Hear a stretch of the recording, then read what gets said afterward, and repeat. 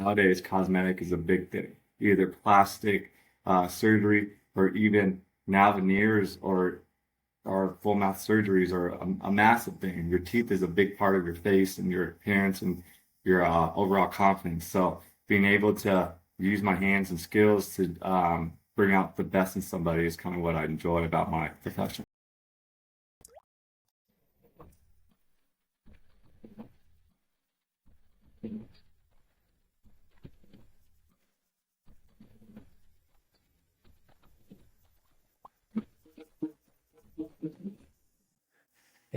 Hey everybody, welcome back to the Orange Pill Club podcast. Today I have Michael Lay. He's a cosmetic dentist with a private practice over in Austin, Texas. Mike, how are you doing today? I'm good. How about yourself, James? Pretty good, pretty good. So yeah, just can you briefly introduce yourself and your background in healthcare? I mean, you're a cosmetic dentist, so love to know more. Yeah, so my name is Michael Lee. I'm a dentist, cosmetic and a surgery. I do a lot of implants, cosmetic cases, full mouth rehab cases out in Austin, Texas. Been doing it for about, I think, 7 years now. I lose track of time after a couple of years, but yeah, I've been doing it for 7 years now. The reason I got in dentistry is, I played football in high school, and then after playing football in high school, I just didn't know what I wanted to do. So then I wanted to do something in the healthcare field, but also have a background in business. I just didn't want to be a physician that goes to a hospital, do the 12-hour shift. I wanted to have a work-life balance, right? And I also wanted to be my own boss at some point in time. So when I got into UC Riverside, that's how me and James met through classes. But I kind of put all my focus into being a dentist at the time. I was shadow dentist on my free times, and I was a dental assistant for like 4 or 5 years before dental school. So it just kind of sparked my interest. And the fact that I love about it is I'm able to help others, right? Bring out the best in themselves. Nowadays, cosmetic is a big thing. Either plastic surgery or even now veneers or full mouth surgeries are a massive thing. Your teeth is a big part of your face and your appearance and your overall confidence. So being able to use my hands and skills to bring out the best in somebody is kind of what I enjoy about my profession. So at your private practice right now, do you mostly just see veneers, or do you work on other cases, or is the bulk of it just veneers? Yeah, so like I don't do general dentistry anymore. Stop that. Like your cleanings, fillings, those kind of work is basically done. We're geared more towards doing the whole mouth. Basically, either we're doing veneers or we're doing implant surgeries to restore missing teeth, and or a combination of both. So that's basically my practice. All my practice is geared towards doing the full mouth. Yeah, and yeah. How'd you start? How'd you start your practice? I mean, it must be pretty difficult to just start your own practice right out of school, but curious to know more about that Yeah, journey. I always been even going back to dental school. You can talk to my professors or my colleagues, and they would say I'm the cowboy. Like I would do things that I shouldn't be doing in dental schools, and I would just try things. And I was a very curious student at the time, right? Was never, I wouldn't say I'm book smart because in dental school, at first, the path was go to dental school, be an orthodontist, because we're like, oh yeah, specialist makes more, right? So, and then get into dental school, going through rotations of doing orthodontics, I was like, this is not for me, it's too boring. And then I always was trying things. I would place implants in school, pulling wisdom teeth, doing a bunch of surgeries, doing cosmetic cases, and I would just push the limit, even though I shouldn't. Because like if you're going to dental school, is they're gearing you towards being a dentist, right? So fillings, crown, cleanings, and things like that. But I always had a passion for more. I wanted to do something that sparked my curiosity, but also keep my interest the whole time. And so I would learn, and then when I graduated dental school, um, I took that. I always knew I wanted to own my own practice. I wanted to be my own boss. but I also wanted to control my hours at work. And that was more important for me, not for right now, but for later on when I have family and things like that. I just wanted to spend more time with family when I do have a family. So that was the main reason why I wanted to open my own practice. But once I got like graduated dental school, I took a ton of CE courses. Um, Probably spent way close to as much as I did in dental school on CE courses. But it's all paid off. So like it's paid off. Like I've learned so much. I'm doing things that most specialists are doing as a GP. There's no limitations to what you can do as a general practitioner in dentistry as long as you perform to the level of standard of a specialist. So we're doing sedation in our practice. We're doing implants, full mouth surgeries, veneers, and yeah. So that's what I did. You're obviously a really successful entrepreneur and you're very skilled in your field.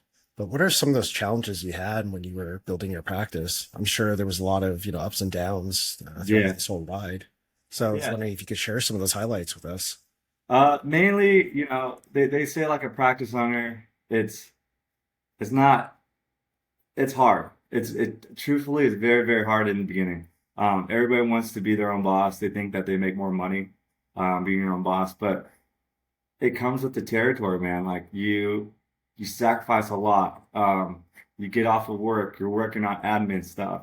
The hardest thing for me has always been HR, dealing with people, managing people, especially in the dental field when 90% of your staff members are girls, and you know how that goes, right? So like things in that, like and being a better leader.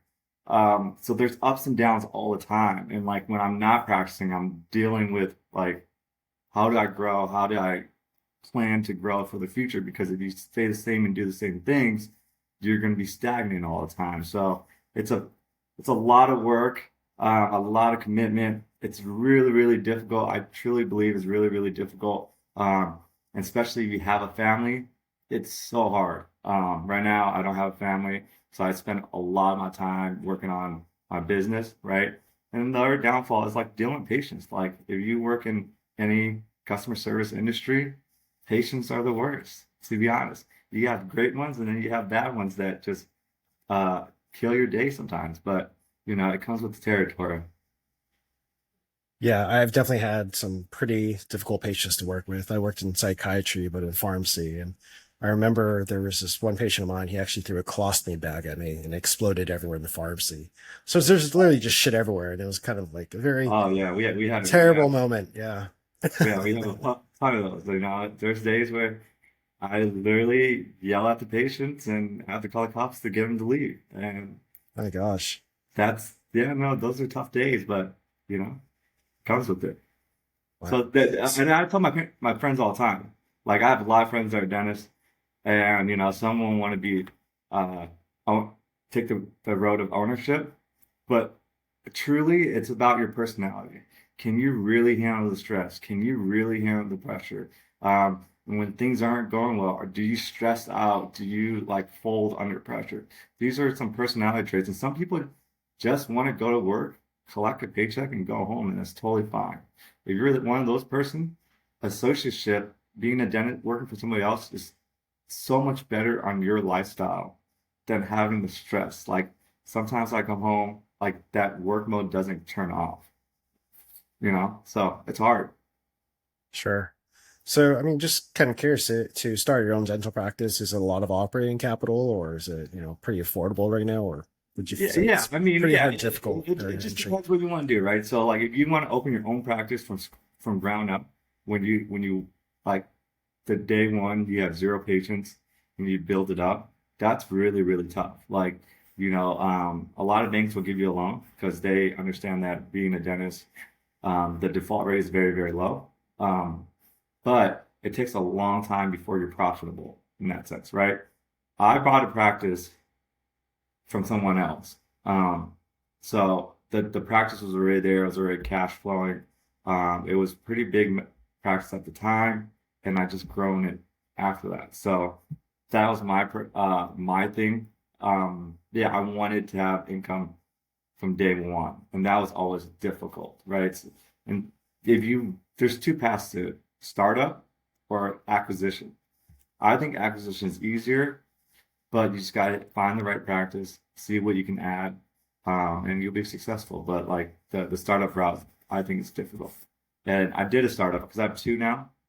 The second one's a startup, and it's just a general dental practice. But it has its ebbs and flows of good months and bad months. Sure.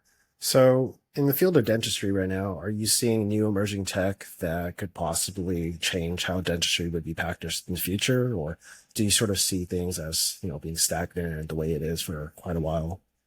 Yeah, there's all those things that's changing. Now we have like AI technology and robotics. You can literally have a robot place an implant for you nowadays. So, that you can plan everything on a computer. There's a robot arm that basically knows exactly where the patient is, where the jaw is. You literally just hold the thing.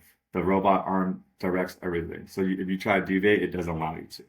Um, that's here now. Stem cells. Um, are coming in where you're able to regrow a tooth. That's going to be coming in the future.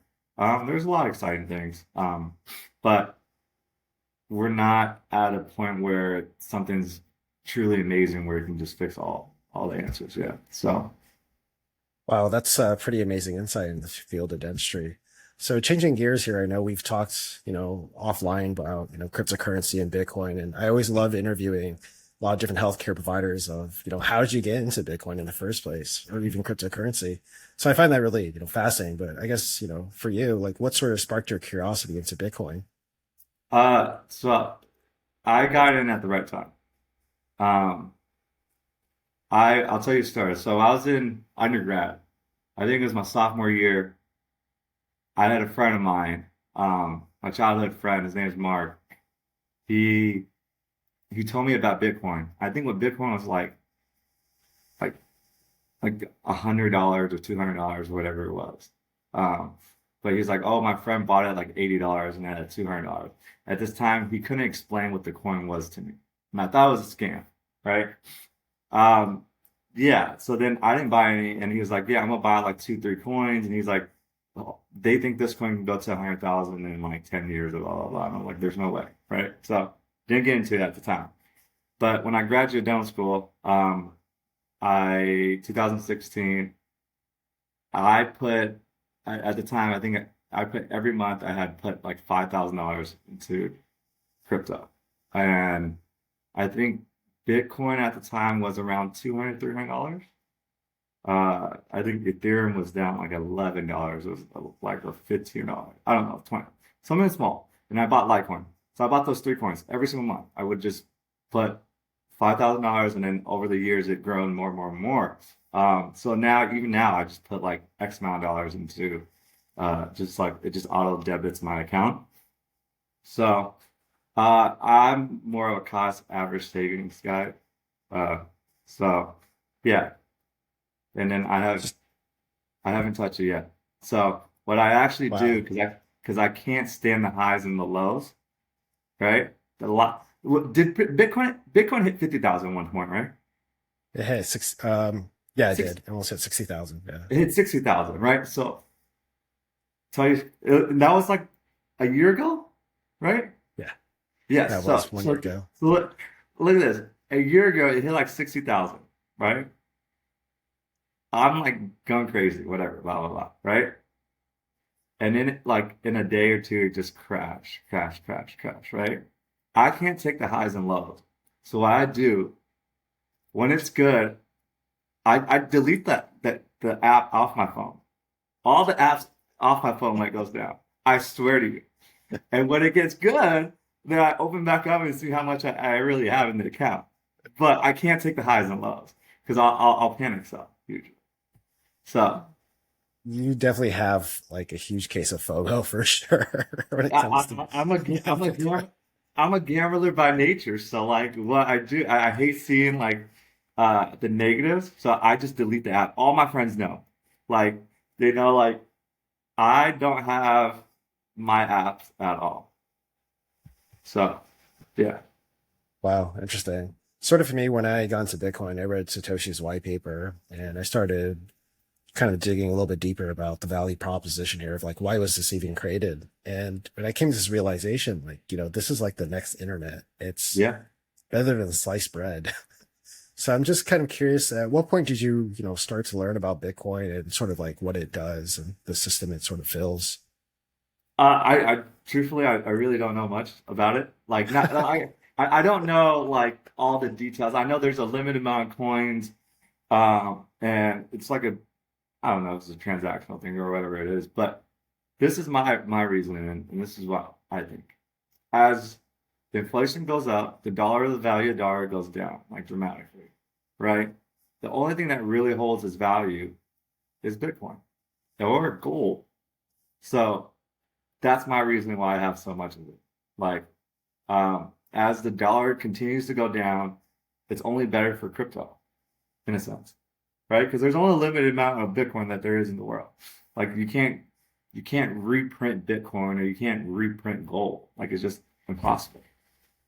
Yeah, I mean, to your credit, gold is pretty heavy. It's hard to transport around. You can't really Exactly. like Exactly. It's pound a it at a yeah, time. yeah. With It's a crypto, lot of it's work. instant, right?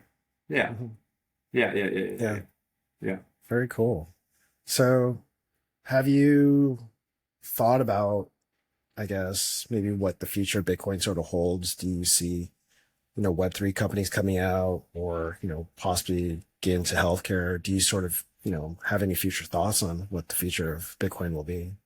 No, not really. I did it as because I don't have like a 401 or a Roth because I don't think that like investing in those things could generate enough of a return over time. Because I was talking to like a friend of mine and he's like a lot older than me. He's like it's kind of like a mentor. He's a dentist as well. And he was like, when I got into dentistry, he was like, dude, don't have a Roth or an IRA. And he's like, the money growth, like it's there, it's safe. But when you're so young, like there's other investments that you can have that would make you so much more money over the time being. And he's like, it's just not. He's like, I personally won't do it. He's like, I don't have one, and he says like his real estate portfolio, his stocks and things like that over the years have outperformed the IRA and the Roth. So, uh, and I kind of done the same thing, right? Um, Sure. my Bitcoin is not going to be for me. It's going to be for my kids one day. So that's Oh what, wow, yeah, that's gonna be such a sweet gift I for know. sure. I know. That's what trust somebody, babies. Yeah. So in high school and college, at least for me, I didn't really learn about financial literacy. I didn't really understand how to pay bills, what debt was. And I'm just kind of curious, as you sort of scale through your journey as an entrepreneur, have you learned in your sort of personal finances? Like, how did you even learn like how to balance a book, or how did you know like this is an asset to invest in? I probably not the best person to talk about financial literacy. The way I think about my finances is in this way, right? I don't budget. I don't do things in the sense where the traditional where people budget for this, this, and this, and this. I just go, let's say I want like something. For instance, I am factually with cars, right? Um, and I have, let's just say I want this car, like a Lamborghini or whatever it might be, right?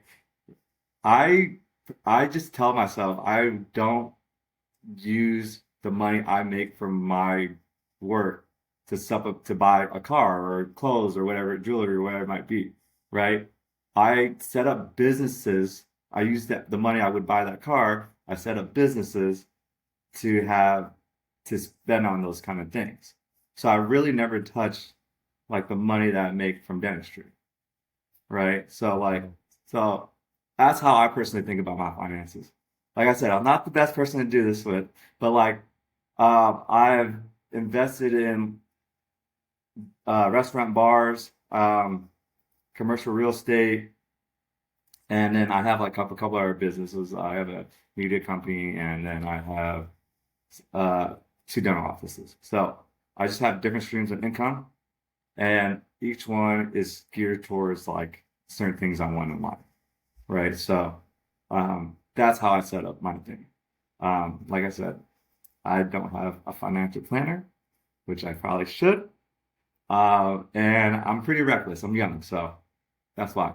Maybe next 2, 3 years, when I have a family, I'll probably sit down with somebody and then we'll talk about it and we'll do it differently. But right now, I think it works for me. I mean, it's pretty obvious you work pretty hard to be where you're at. You're quite successful. You own multiple dental practices. You have, your hand in various different businesses and different industries. So I talked to a lot of different healthcare providers, and a lot of them are sort of in the same situation where they make a lot of money at the current moment, and they're just like, well, I don't really need to think about a 401k. I don't need to think about an IRA. But Yeah. yeah, it's a pretty common thing when I talk to a lot of different healthcare providers. But my biggest thing, and I would say this, is never just keep your money in the bank. Like I think that's the worst thing that you could possibly do, especially with inflation going up, things like that. Your money is actually going down over time. Like, you know, if you're saving up to like start a business, and that's one thing. But like if you're just saving it, just putting it away, just to put it away, then it just doesn't make sense, right? Like obviously have like an emergency fund where you have a good amount of money to like support your lifestyle or whatever it might be, something were to go wrong. But then like money after that, like it just doesn't make sense to have it in a checking account. It doesn't go up. It's basically going down. Uh, you can invest in, there's so many investment opportunities I think nowadays that you can get into. Um, or you can create businesses and things like that. And it's pretty straightforward and easy to kind of make money nowadays. That's my take on I recently came across an article on MSN, and the title of the article was "You should trade in your Bitcoin for a CD," which is like a treasury bond. it. It's And I sort of terrible. wanted to get your reaction from I, that. I think it's terrible, right? Like a CD, what's a CD like? It goes up like 1% or less than 1% or something like that. APR? Yeah, it's been going up the last couple of years. I think we're at like 6 or 7 right now. That's printing out. But what sort of sucks is that if the interest rates keeps rising, the value of the bond that you previously bought, it has to be discounted severely just to Yes. match that new interest rate that people are Yes. buying. Yeah. Yeah. I I think just so. wanted to get your reaction. Yeah. Like I said, I am a degenerate gambler by nature. So, um, I will take all the risks in the world in everything I do, right? And I think a lot of times, a lot of people are afraid to take risks, like either in businesses or in life or even decision making. Like if you're younger, that holds true. If you're younger, you can take a lot more risks, especially when you don't have a family. Like if I was to lose everything right now, I'll be okay. I'll just restart and just do it over again, right? And take the safer route. But once you have a family and things, I get it. Like you got to have certain things and in that nature. But like when you're young, take all the risks in the world because I think it can pay off. Sure. With a lot of risk, I mean, obviously it comes with a huge amount of reward, but very 100%. rarely do a lot of entrepreneurs ever talk about, the hard moments of their life and what were sort of the difficult things. In your situation, did you feel like there was some risk that just didn't work out? And sort of how did you learn from that and how did it affect you? Yeah, I mean, there's business deals that don't work out. You know, the way I do it is I try to find people to partner up with. Like a lot of my businesses are not just solely owned by me. It's owned by with another person of X amount of people, right? It can be 1 to 2 to like 8. Um, so not everything's singular. But I try to find the person that has, that's passionate about what they do, um, and then and determine and have that business is set, but they just need the capital. A lot of people just need capital. Um, and that's where I come in, right? And then you make a good partnership out of it. But if you don't find the right people, you'll end up getting screwed. I got screwed a couple of times, but it comes with the business. Like for instance, I'll give you an example. I brought part of a pizza truck, right? In Austin, there's a lot of pizza truck, right? So one day I was eating pizza at this pizza truck, and I was like, "Oh, this is amazing! This is probably the best pizza I had in Austin." So I was talking to the guy. I bought it. a lot of the I bought a piece of his pizza business because he wanted capital to grow, right? Totally fine. Um, you know, 2 years later, we have a pizza truck and we have a restaurant and a bar um, that serves that pizza, and it does super, super well, right? So now he works at the bar, but he starts to drink, and then he's not really working, and everybody that pays with cash, he's taking that, he's pocketing it. But you don't know as a like as an investor, right? Like you don't know those kind of things. Like we found out because of the workers.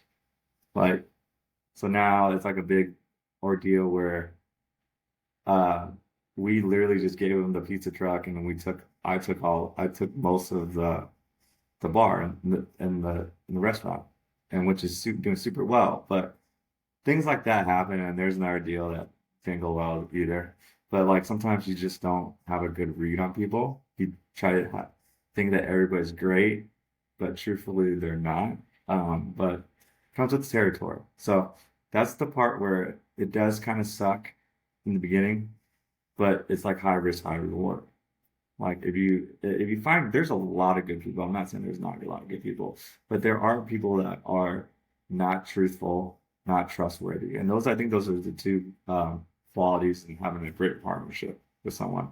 You know, I can accept that the business is failing, and you tell me the business is failing, and you try your best. What I can't accept is somebody stealing, somebody's being dishonest about everything. That's what makes a bad partnership. Yeah, those are pretty terrible moments in business. When I had to take over my father's businesses, first thing I did was audit the books, and I found out there was a huge deficit. So Yeah. definitely, I knew that my father's partners were stealing a lot of money. And what sort of sucked was these were skilled nursing facilities, and on the first day, there's no food, and they took out all the money from the checking account. So I had to figure out how to feed. There's three facilities. I had to figure out how to feed 900 residents on the first day. That No was very way. difficult. That was very difficult. Yeah. Wow, that's crazy. Yeah. Yeah. And I was still going through the grieving process, and I was like, my gosh, how do these people live with themselves? They're just That's ruthless. crazy. Yeah. So would you say you've gotten better at discerning people, like, when it comes to doing business? Do you have any tips on how to better get a read on others? It's that's hard. I think that's a hard question. Um, I truthfully like usually like what like example is I have a media production company that we shoot commercials, we shoot infomercials, we shoot 30-second, 10-second commercials for businesses, and then we vendor it off to the major TV networks like ABC, NBC, and all of that's where commercials will play off, right? Um, the way I found the guy is he was my videographer for my down practice, and this is a young kid, like young, and he learned the skill of recording, shooting, and editing, and I said, hey, we start this business. He's a partner now, and that business kind of grown so much. But it's part of finding people is just finding people like a product or something that you love. Like talk about the pizza. I love that pizza. I'm like, oh, I want to be part of this, right? Something that you're passionate about, even passion, right? And then making sure that that person that you are going to go in business with is it's just a good person. And sometimes you truthfully don't know because life will probably get in the way. If he has like at home stuff, he's going through a divorce, things like that. They're more tempted to do things that are not on the more honest side of things. But um, and then some businesses I just do with my friends. But the friend part is tricky. It's very, very tricky because, you know, if you have friends that are doing this business as their main source of income, right? It gets really, really dicey and hard because what if the business is not doing well? Then it puts them at a predicament, it puts you at predicament. It's a really hard, stressful situation and anything with friendship involved in it, it puts it at a different level, right? When it's somebody else, I don't really care about that person. Not that I don't care about the person. I just like, all right, It's different. it's easier, right?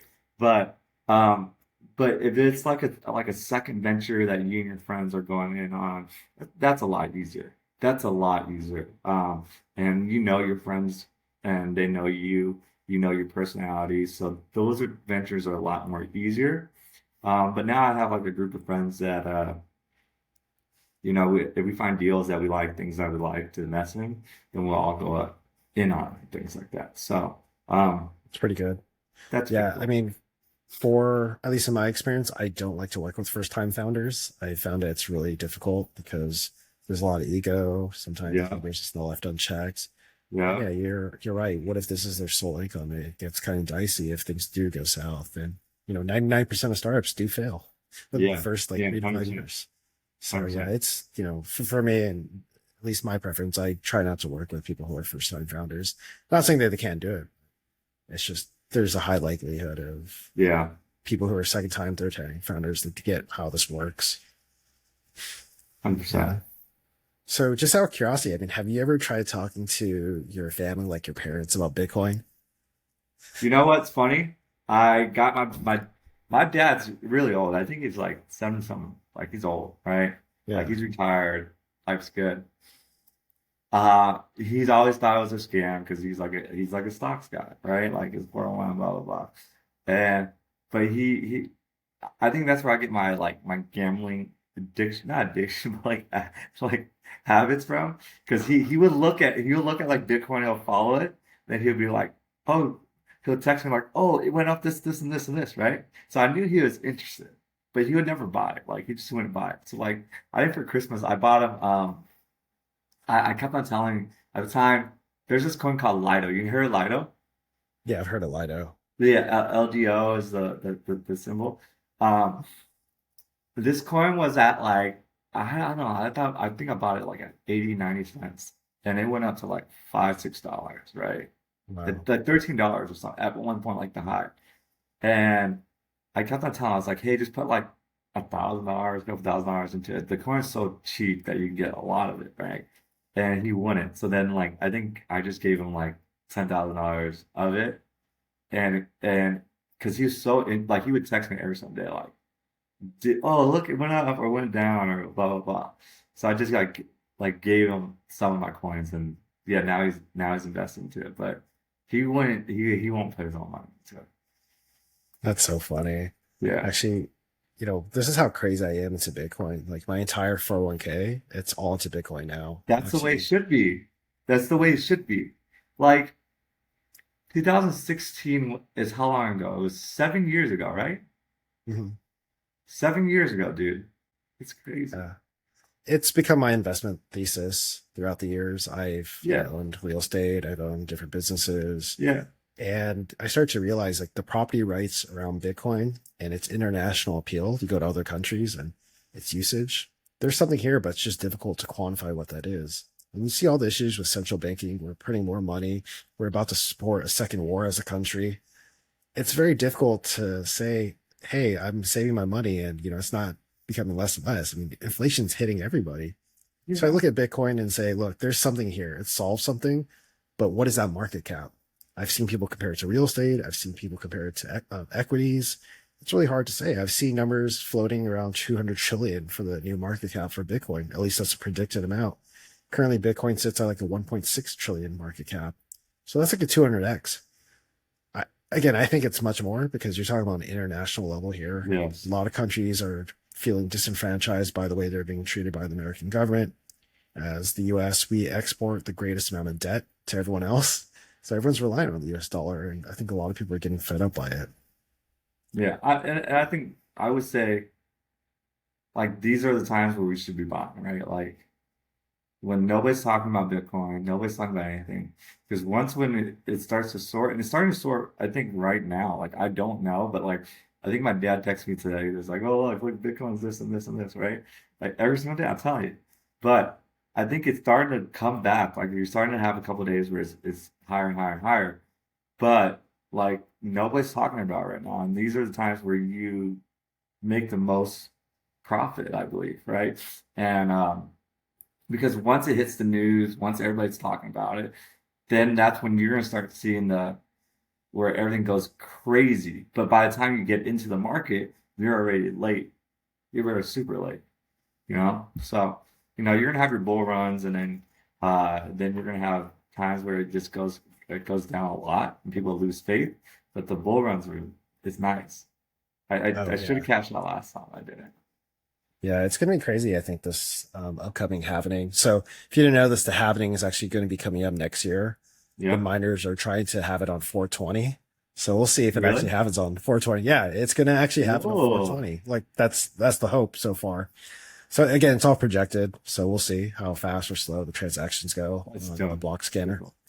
But yeah, it's going to be interesting because historically, every halvening, the emissions rate or the amount of reward that the Bitcoin miners are getting becomes less and less. It actually is reduced by 50%. So in theory, if you have less supply that's entering into the market and More demand than stays the same, yeah. yep, it's basically supply demand in economics. So it'll be really interesting and fascinating to see, price predictions for next year. But I think this next halving cycle, which is roughly 4 years.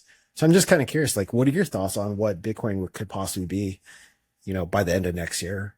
By the end of next year. Uh, By the end of next year. Ooh, that's close. I think I thought it was gonna hit 100,000 like a year ago when it was like hitting 60, right? I was like, oh yeah, it's gonna hit 100. Like everybody's like, oh yeah, it's gonna hit 100,000 by the end of the year. But we're just going at such a fast pace that it had to slow down. But I think by the end of next year, we'll probably hit 100,000.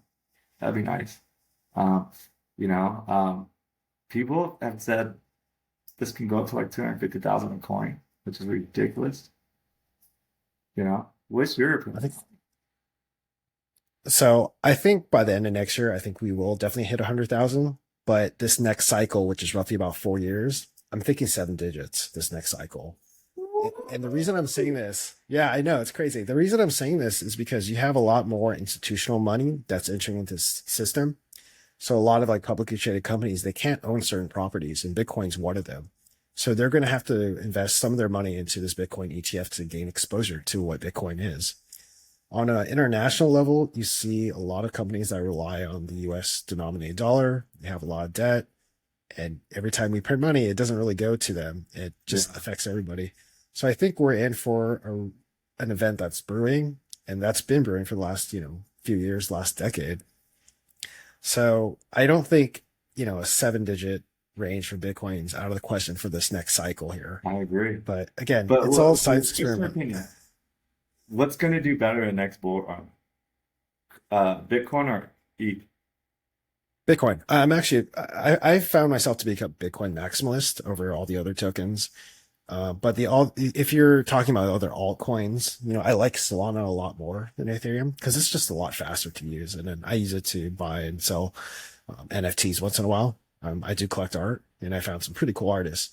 But when I look at Ethereum, I think they've sort of shot themselves in the foot. They changed their consensus from proof of work to proof of stake. And they did this all under the guise of, this would be better for electricity.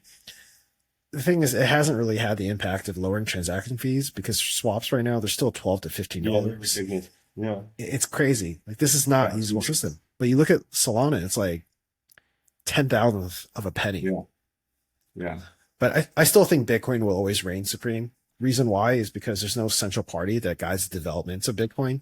You yeah, look at Ethereum, it's headed by Vitalik Buterin.